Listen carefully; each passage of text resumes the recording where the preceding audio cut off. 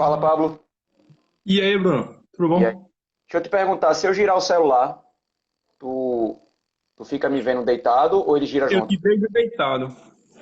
É, deixa eu procurar Tá alguma aqui, coisa aqui pra. posição no... É porque o fone fica embaixo, velho. Aí eu tô. É, eu não botei o fone por causa disso, porque eu tô usando um apoio aqui e não rola. Pera aí. Deixa eu... Porque eu quero que apareça o símbolo do Ecomp, velho. É importante, né? Posso ir pra trás, Com né? certeza, pô. Dá pra. Deixa eu ver aqui. Vai um pouquinho mais pra trás que aparece. É, né? Não é porque se eu vou pra trás, aí desce. Bom, tá aparecendo, aí dá pra. Aí, dá pra ver. Tá bom. Vamos esperar um pouquinho ainda. Deixa eu ver aqui a hora. Beleza. Dá 1 minuto. Falta 1 minuto. Tranquilo, tranquilo. Tá me ouvindo bem? Tá tranquilão, velho. Tô te ouvindo muito bem. Beleza. Então eu Tá vou me ouvindo fazer bem sem. também? Tô tranquilo, tranquilo. Vou Beleza. fazer sem um fone então. Oi? Fica mais fácil. Vou fazer sem um fone então, pra ficar mais fácil. Ah, sim. É tranquilo. Aqui fica. Eu fazer sem o fone é meio ruim por causa dos meninos, né? Eu tranquei aqui no, Entendi. nesse quarto, mas invariavelmente eles vão chutar a porta, vão espernear ainda aí. Faz parte. Vamos lá, acho que são 5 horas já, né? Deixa eu ver que eu botei o E celular bem na frente do aí, relógio. É isso aí, 5 horas. beleza. Deixa eu-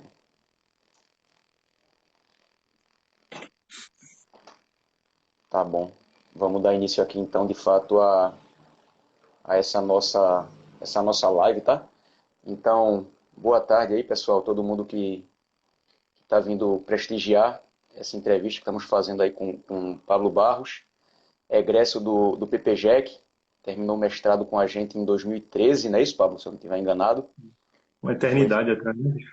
muito tempo, né, cara? Faz Foi tempo já, né? fazer, foi fazer o doutorado em Hamburgo, né? Lá em Hamburgo, na verdade, né? Lá em Hamburgo, na Fazia o Alemanha. doutorado lá em Hamburgo, fez Ah, o pós-doutorado por lá, casou por lá, né?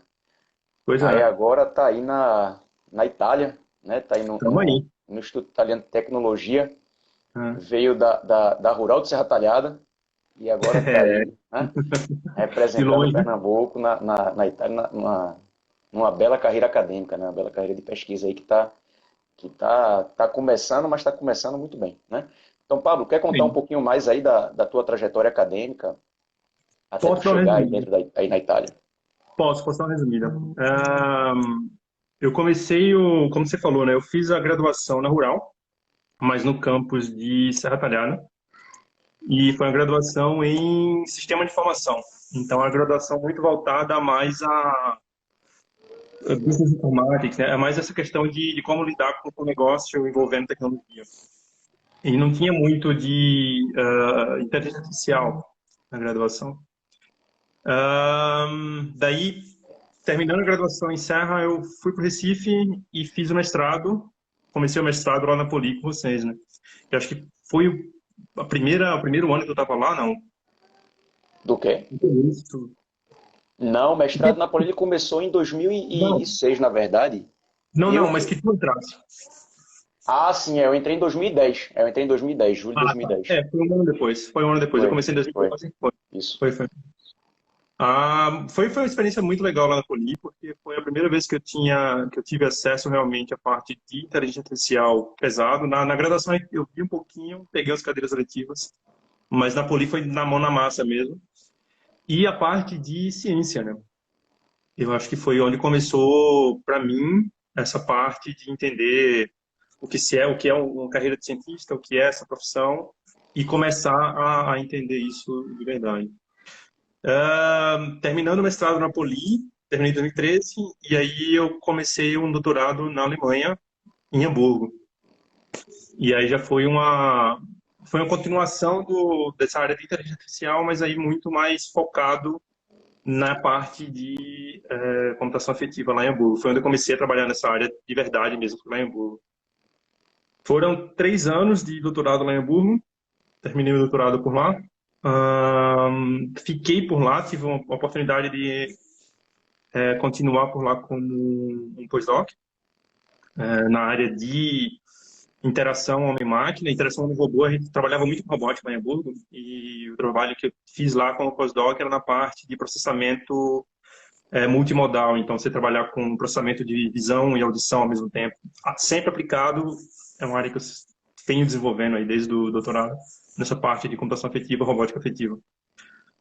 3 anos lá de postdoc, e aí no finalzinho do ano passado, novembro, abriu uma posição aqui legal de pesquisador, de cientista, aqui na Itália, no Instituto Italiano de Tecnologia, na área de robótica também, de robótica social, robótica afetiva, mas o pessoal daqui da Itália, eles têm um background muito grande nessa parte de robótica, e que em Hamburgo era muito mais voltado para aprendizagem de máquina.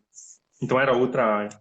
E aí aqui na Itália eles têm uma carreira de acho que mais de 20 anos, sendo um dos institutos na ponta, trabalhando com robótica social. E aí eu vim para cá em novembro, que foi um timing maravilhoso, porque em fevereiro fechou tudo.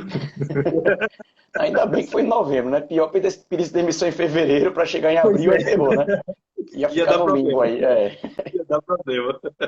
Mas eu me lembro bem, Pablo, lá na época que tu começou o mestrado na Poli, e eu ainda estava fazendo doutorado, na verdade, na Federal, né? Eu terminei doutorado em 2013, né? Eu terminei doutorado quando...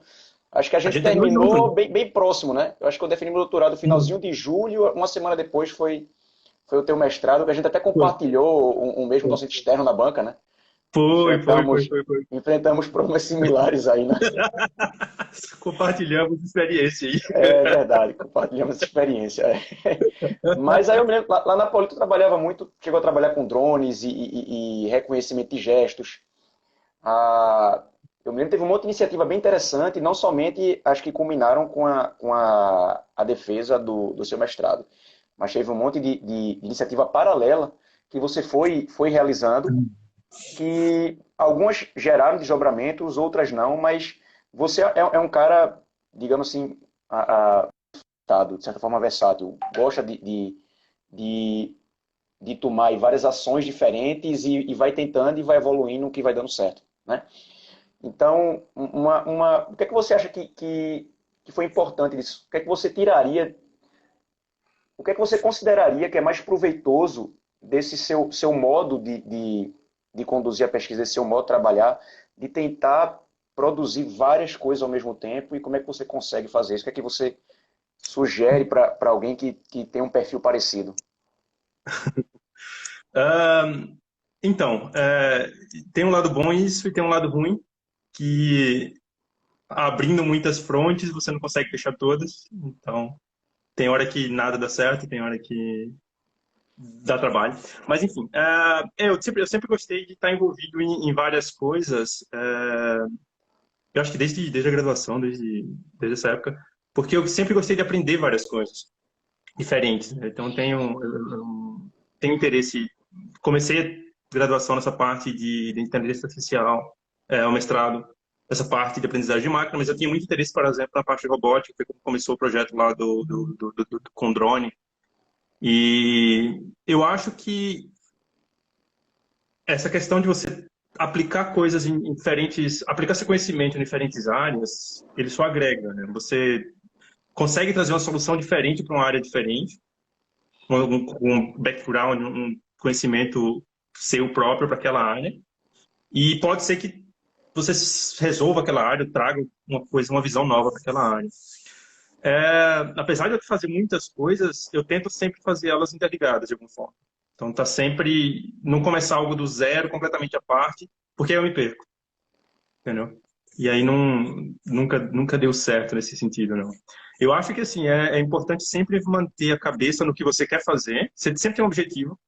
Eu acho que isso é o mais importante para você não se perder, para você saber também medir aonde você está indo e até quando você quer chegar, quanto você quer ir nessa área. Acho que isso é o mais importante, é exatamente saber aonde você quer ir, até quanto você está interessado, disposto a se manter envolvido naquela área. E antes da Sem gente isso aí, começar, antes da gente começar a falar mais da problemática de pesquisa em si, eu acho que seria interessante para o pessoal que está aí online, para mim também, né, acho que para todo mundo, ouvir um pouquinho dessa tua experiência, como é que tu fez para chegar em Hamburgo, né? Qual foi o Uhum. caminho que você procurou para conseguir essa vaga que você tem aí em Hamburgo? Como foi o desafio, né, para um brasileiro que não tinha essa experiência internacional, de Uhum. repente estar numa cidade nova onde não conhece ninguém, né? E conseguir desenrolar bem um doutorado e ter publicações e ter sucesso nisso. Então, como é que você chegou em Hamburgo? Como é que você conseguiu crescer aí? Crescer lá, na verdade, para chegar onde é que Lá, você né? chegou atualmente. Isso. Uhum. É, a ida para Hamburgo foi interessante porque, no final das contas, foi um produto do, do tudo que a gente fez no doutorado, no mestrado, né? Então, como você falou, a gente tinha área de pesquisa que a gente tinha no grupo de pesquisa que a gente fazia parte, fazia tudo certinho ali e tal, mas tinha todo uma área de outros projetos em paralelo que ajudou a desenvolver comunicação, a desenvolver outras habilidades, né? Que no final ajudaram a conseguir essa vaga em Hamburgo. E uma dessas habilidades foi comunicação e contatos. Você sempre está. Como a gente fez muita coisa, não só na universidade, a gente participou das iniciativas da Microsoft, Magic Cup, por exemplo. A gente participou da Campus Party, tanto em São Paulo como aí no Recife. A gente trouxe pessoal de fora para polir para dar palestra. A gente tinha um ciclo de palestras, de palestrantes naquela época muito interessante e estava sempre envolvido em cima disso, né? Trazendo esse pessoal em contato. Então, ter esse extracurricular por fora da pesquisa agregou no currículo. Aí, quando surgiu a oportunidade de ir para Hamburgo, foi quando eu estava terminando o doutorado, o mestrado, eu estava procurando um doutorado fora do país, eu queria ter essa experiência de estudar fora do país. E eu recebi de um professor, acho que foi Byron, ele mandou por um e-mail uma chamada para um projeto em Hamburgo que estava sendo em parceria com o Ciências Sem Fronteira na época, que estava em voga no Brasil. E aí era um projeto aberto na áreas que eu tinha interesse, seria continuar a área que eu estava desenvolvendo no mestrado lá na parte de gestos. E eu apliquei o projeto, foi relativamente rápido, acho que em 6 meses a gente fez as entrevistas, foram 3 entrevistas, eu tive que fazer um pré-projeto, a gente desenvolveu esse pré-projeto, enviou tudo. Dentro de 6 meses, eu estava com o ok da Universidade de Hamburgo e estava com o ok da Bolsa, do Ciência de Fronteira. Porque isso aí é outra coisa que é muito diferente fora do Brasil, é que normalmente você só faz o doutorado se você tiver primeiro a bolsa. Se você tiver primeiro o órgão ou alguma forma de se financiar. Então, eu só pude aplicar lá depois que ter essa garantia que eu teria como me manter lá, né? Foi rápido, ajudou muito o inglês, ajudou bastante. Meu inglês não era bom, mas já era suficiente. Eu acho que até por causa das atividades extracurriculares que a gente tinha muito contato com o pessoal de fora. Então, ajudou bastante. Ajudou bastante que eu estava avançado no mestrado, na pesquisa. Então, demonstrando que eu estava por dentro, sabia o que estava falando, tinha uma visão do que eu queria fazer. Isso aí ajudou bastante no projeto. E na entrevista, eu acho que o que ajudou muito, muito na entrevista foi que o tópico que eu apliquei para lá era o tópico que a gente estava trabalhando.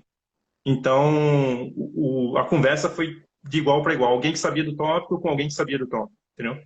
Isso aí deu Mas uma... Oi? já era computação afetiva o tópico? Não. A ideia inicial em Hamburgo era continuar com gestos. Então, meu mestrado em Napoli foi em cima de reconhecimento de gestos, em cima de aplicações com Libras, reconhecimento de Libras. E aí a gente fez uma simplificação.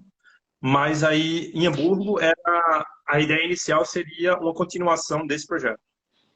Como Tá. fazer, não só em Hamburgo, em Recife, a gente limitou-se à questão de postura, né? Então, você fazia uma postura na mão e reconhecia. Uhum, E a uhum. minha ideia era fazer uma comunicação mesmo, uma linguagem de sinais com movimentos, com tudo isso.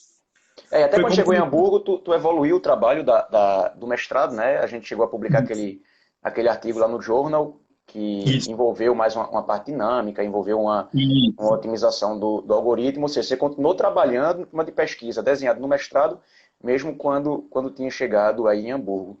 Eu acho que, de Isso. certa forma, é um padrão dos alunos, dos egressos, na verdade, que a gente vem conversando sobre esse tópico de como o pessoal é versátil, é desbravador, né? E normalmente como são pessoas que realizaram atividades extracurriculares, tanto durante a graduação quanto durante o mestrado, e aí a gente vê a importância de uma atividade extracurricular, que quando a gente está na graduação, a gente pensa muito, pô, para que eu vou fazer isso aí? Não vai me dar nota, não vai me dar dinheiro, o que é que eu Sem estou dúvida. ganhando? Para que é que eu vou ajudar a organizar aquela conferência, né? Sem Para que eu dúvida. vou ter trabalho procurando aquele cara para o workshop? E aí, lá na frente, aí 10 anos depois, que você vê o impacto disso tudo, você vê os Com certeza. desdobramentos, você vê como foi importante aquele comecinho. E aí, com Com relação à certeza. pesquisa, Pablo, agora já entrando nesse tópico, como é que surgiu esse interesse pela computação afetiva? O que é que te levou a trabalhar nessa área?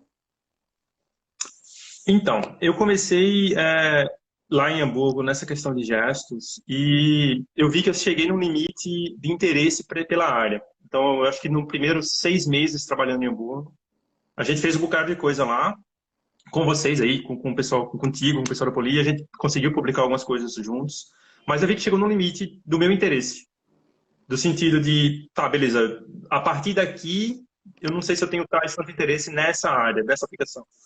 E aí eu comecei a prestar atenção nos problemas que a gente tinha na Universidade de Hamburgo. Então a gente tinha alguns robôs que a gente desenvolvia esses projetos, mas a maioria dos robôs que a gente tinha era utilizado como basicamente uma câmera. Então o robô estava lá parado, não tinha nenhum, ele reconhecia alguma coisa que a pessoa está fazendo na frente dele, mas não tinha nenhuma interação, não tinha nenhuma continuação dessa interação. O robô era simplesmente uma entidade fixa que não se mexia. E junto a isso, aqui na Europa, acho que na última década, teve um incentivo enorme na área de pesquisa em como transformar essa parte de robótica em um ente social que vai ajudar a sociedade. E um dos pontos principais que eles trabalham aqui em cima disso é a questão de cuidado de idosos. Fecha a Porque porta, Peu, porque eu tô trabalhando agora. É só assim. Vai. nada não. Aqui na Europa a população de idosos está crescendo rapidamente e não está sendo reposta. Então, uma forma que os governos, que as empresas começaram a trabalhar e tentar ajudar essa parte da sociedade é com tecnologia. Como desenvolver agentes, como desenvolver robótica, como desenvolver tecnologia para ajudar suportar essa população de idosos que vai ter daqui a 20 anos, daqui a 10, 15 anos. Na Uma das verdade, formas. pode falar, Oi? pode continuar, pode continuar. Uma das formas que eles mais investem dinheiro nisso é na parte de robótica. E aí você tem um problema grande, que é a parte de interação. Como fazer com que uma pessoa aceite um robô como um ente social, que na verdade vai ajudar ela a fazer alguma tarefa, seja essa tarefa uma tarefa cognitiva, por exemplo, sei lá,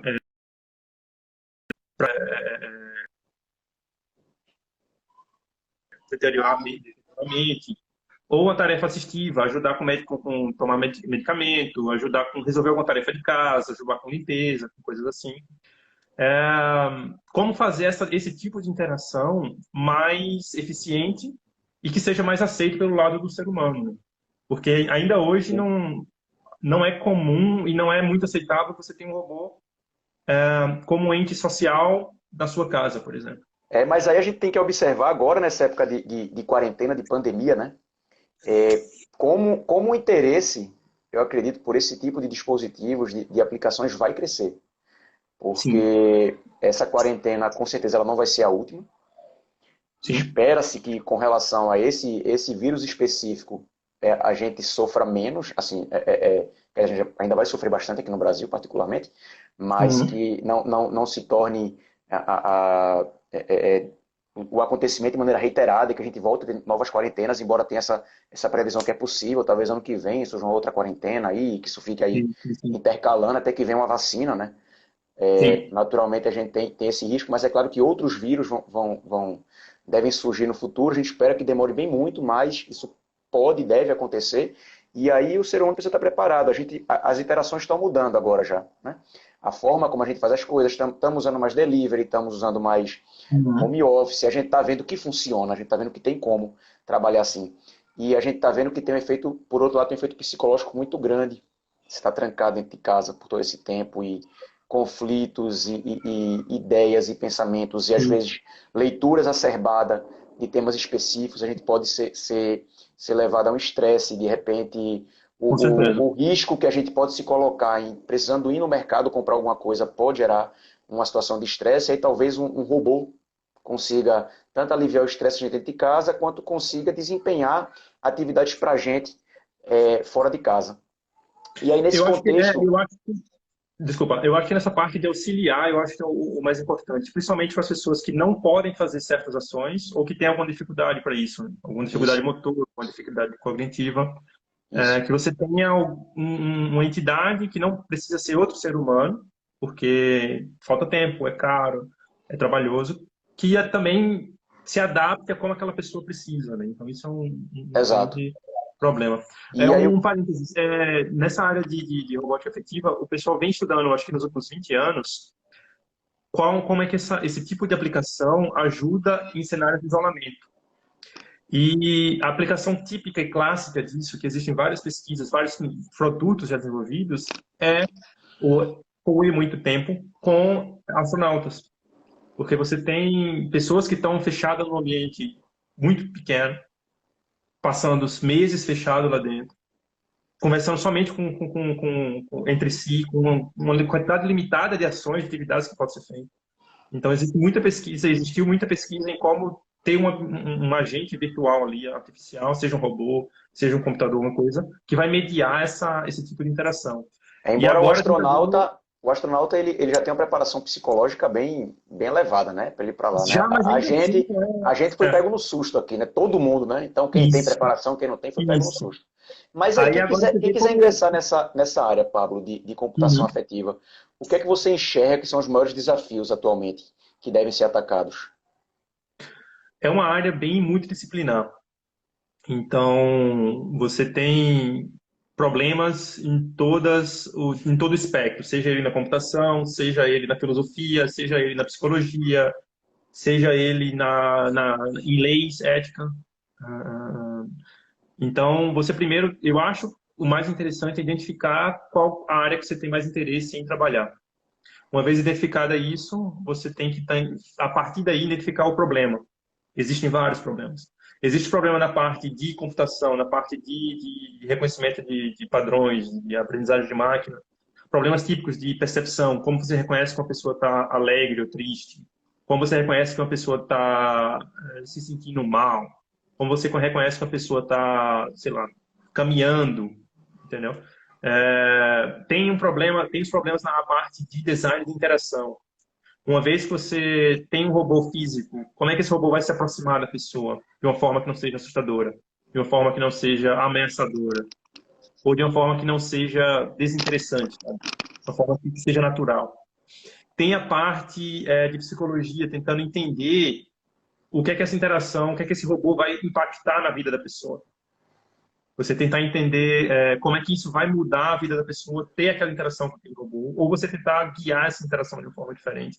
E a parte legal, que é um foco grande aqui na Europa, como é que a gente vai coletar esse tipo de informação, como é que a gente vai guardar esse tipo de informação, quem vai ter acesso a esse tipo de informação, como é que você vai processar esse tipo de dado sem você violar os direitos da pessoa, de imagem, direitos pessoais da pessoa. Entendeu? Essas Então, leis estão cada vez mais rigorosas, né? E agora, com a questão da avaliação do confinamento, o pessoal foge um pouco aqui da nossa discussão, mas está com as pesquisas aí de rastreamento celular, etc. E o pessoal com medo de invasão de privacidade. E aí isso. existe um medo, talvez, dos que são mais esclarecidos, de que o governo, não o governo brasileiro especificamente falando, mas o governo de uma maneira Geral, genérica, tente se geral. aproveitar da situação de que é importante utilizar os dados para um fim Uhum. necessário e que de repente faça um mau uso disso aí futuramente. Então, de repente, se debrecha nesse sentido. A gente tem esse Isso, mesmo problema isso. dentro da área aí que envolve emoções, que envolve lidar Com com certeza, pessoas, que é com a certeza, robótica afetiva, né? E a com Europa, certeza. naturalmente, está na frente do Brasil na questão legal, nesse aspecto, já tem uma série de restrições. E esse é mais um desafio, né? É uma restrição dentro dos desafios que se tem na área. Com E quem é certeza. que trabalha com isso atualmente, Pablo? Quais são os centros de pesquisa mais importantes na área de robótica afetiva aí no mundo? Existem vários centros de pesquisa em diferentes áreas, né? Então, é uma área que surgiu há uns 20 anos atrás, então não é uma área muito antiga. E quem começou com isso foi uma pesquisadora americana chamada Rosalind Picard, e ela é a líder de pesquisa do MIT Media Lab, que é um centro de pesquisa dentro do MIT em Boston, que eles vêm desenvolvendo isso há 20 anos. Eles que cunharam o termo computação afetiva. Então, eles vêm nessa vanguarda na parte de computação. Eles têm vários spin-offs, várias empresas trabalhando nessa área. Mas aí tem a parte de robótica, interação com robótica, desenhar o robô de forma que seja possível que aquele robô tenha aquela interação, desenhar a interação, como é que o robô vai se aproximar, como é que o robô vai falar, que tipo de mecanismo ele vai ter. Nesse caso, o pessoal daqui da Itália, do IIT, tem uma expertise enorme, uns 20 anos de expertise em cima disso. Tem o pessoal da Universidade de Uppsala, na Suécia, também expertise enorme em cima disso. E tem a galera do Japão, que trabalha muito no lado de integração com o ser humano, da robótica integrada com o ser humano. Eu acho que um dos maiores exponentes nessa área é o Ishiguro, e ele trabalha com. Ele desenvolveu um robô chamado Geminoid, acho que foi palco de notícias vários anos atrás, que é aquele robô que parece com ele. Aquele androide que tem a pele artificial, tal, que parece com o pesquisador. Assustador isso E aí, velho. é assustador, mas dá para fazer muita coisa interessante. Então, eu conheço um cara aqui do IIT que, por exemplo, fazer uma pesquisa lá, e a pesquisa era em cima de avaliar como é que uma máquina daquela, um robô daquele jeito, que parece um ser humano, exerce autoridade em um ser humano real. É o medo que dá. Quando você pega esses robozinhos aí que parecem um ser humano, que tem uma. Assim, Uhum. atualmente já fica bem parecido mesmo, né? Mas aí Sim, quando sim. esse robô sorri, né? Não é Ou quando falso, né? você ele vê ao vivo, causa um certo pânico, um certo estranhamento. E quem tá assistindo. É É, diferente quando você vê um iCubezinho daquele sorrindo. Você acha bonitinho é um bonequinho porque você sabe que aquilo ali é irreal. Mas isso. quando parece um ser humano e ri, e aí você vê que não é um riso natural, embora aquilo termina gerando uma confusão mental, né? E aí se tem É. uma dúvida, uma discussão na área de será que a robótica afetiva, a gente deve de fato construir robôs que pareçam seres humanos ou é melhor robôs que sejam mais aceitáveis pelos seres humanos, né? Uhum. Tem um, Esse efeito é chamado Vale da Estranheza. E, a princípio, ele define que quanto mais parecido com o ser humano, mais difícil é você manter uma aceitação daquela máquina. Exatamente porque você falou, por causa dos pequenos detalhes. A forma que você ri, a forma que você não o robô não respira, então não tem um movimento de respiração, sabe? Não tem o movimento dos olhos. São esses pequenos detalhes que faltam para ele ser aceito como ser humano. E aí você tem essa curva que vai, ok, isso aqui é bem legal, bem legal, bem legal. Isso é estranho pra caramba.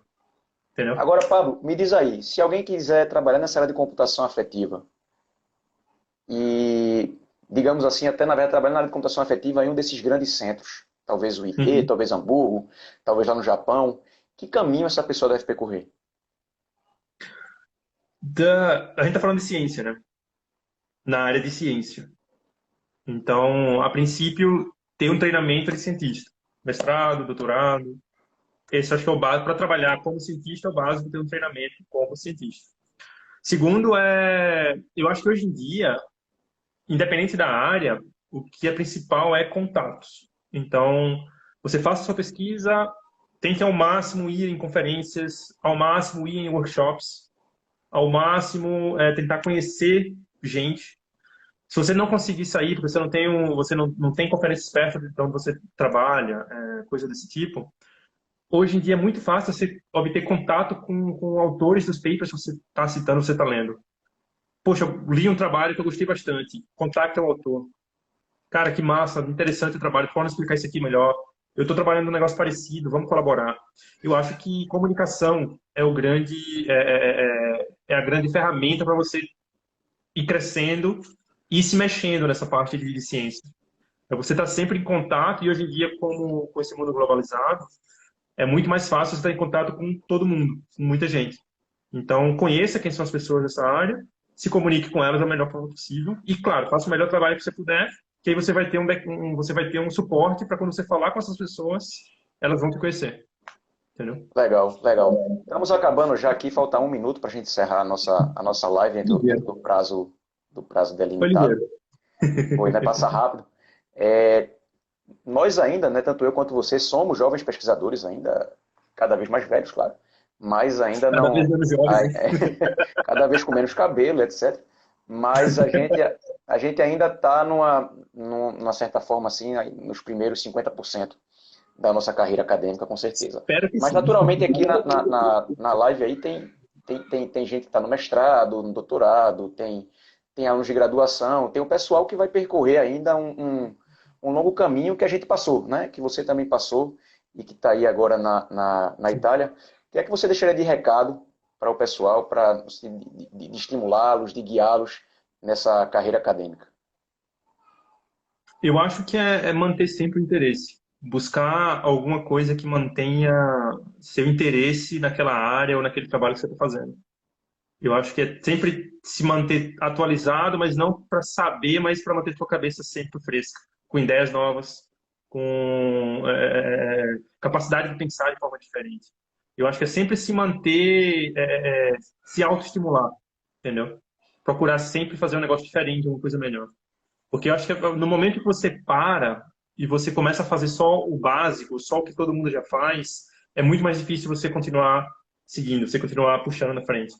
E nessa área acadêmica, nessa área de ciência, como carreira de cientista, é uma carreira difícil, muitas vezes desestimulante, porque você não consegue os objetivos que você quer, você não consegue as recompensas que você busca, mas manter a cabeça fresca é sempre o necessário para você manter em frente, conseguir se manter em frente. Tropeçar é normal, né? A gente não conseguir naquele momento é Absolutamente. normal, não dá certo durante um ano, investe muito Absolutamente. tempo naquela pesquisa que não chega no resultado, é normal, né? Faz parte aí da. Absolutamente. E nessa área você tem sempre você está sempre em busca de financiamento para a sua pesquisa. Você está sempre em busca que alguém, ou uma empresa, ou um governo, ou qualquer coisa, faça esse financiamento. Às vezes você não consegue, mas você não pode desistir.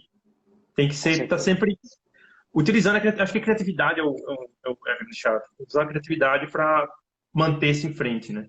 Persistência e resiliência seriam as palavras-chave aí Com para quem certeza. quer evoluir como pesquisador, né? Com certeza. E com todas essas questões agora que a gente vê de transformação do mundo, cada vez mais a pesquisa, a ciência vai ser importante e esperamos que cada vez mais sejam valorizadas, né, pelos resultados Com e certeza. pelos impactos que ela traz na sociedade de maneira direta. Com Bom, certeza. Com certeza. então te agradeço, Pablo, a dispor esse tempo aí para conversar com a gente, agradeço a presença de todos que Obrigado a estão você, aí Bruno. na live. Próxima quarta-feira teremos mais uma, tá? Valeu, um Valeu. abraço, bom Até final de a próxima. quarentena, fiquem em casa. Tchau. Tchau, tchau.